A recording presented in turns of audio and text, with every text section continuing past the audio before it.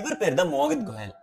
7 கோடி இந்தியர்களை வெறும் 251 ரூபால ஸ்கேம் பண்ணாரு. 2016ல ஒரு மீல்ஸ்க்கு ரேட்டுக்கு ஈக்குவலா ஒரு ஸ்மார்ட் போன் எல்லாருமே நம்பினாங்க. கேஷ் ஆன் டெலிவரி இல்ல, ஸ்டோர்ல கிடைக்காது, ஒன்லி ப்ரீ புக்கிங் மட்டும்தான். டே 1ல 30,000 புக்கிங் நடக்குது. 2 நாள்ல 20 கோடி வந்தது. பீப்புள் எல்லாம் இது ஒரு ரெவல்யூஷனா பார்த்தாங்க. டீசன்ட் ஸ்பெக், ஆண்ட்ராய்ட், கேமரா எல்லாமே 251 ரூபாய்க்கா? பட் மக்கள் நம்பினாங்க. ஸோ மீடியாவுக்கு அவர் என்ன சொல்றாரு அப்படின்னா, ஒரு சீப் சைனீஸ் மாடல் மொபைல்ல நான் ஸ்டிக்கர் ஒட்டி தரேன் அப்படின்ற மாதிரி சொல்றாங்க. ஆனா எக்ஸ்பர்ட்ஸ் என்ன சொல்றாங்கன்னா, ஒரு ஸ்மார்ட் போன் கண்டிப்பா 251 ரூபாய்க்கு பண்ணவே முடியாது, மினிமம் 3,500 ஆச்சும் ஆகும் அப்படின்னு சொல்றாங்க.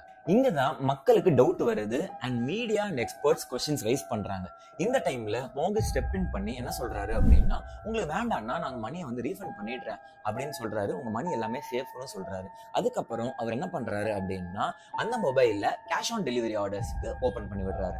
அந்த 20 கோடி அவர் என்ன பண்றாருன்னு தெரியுமா?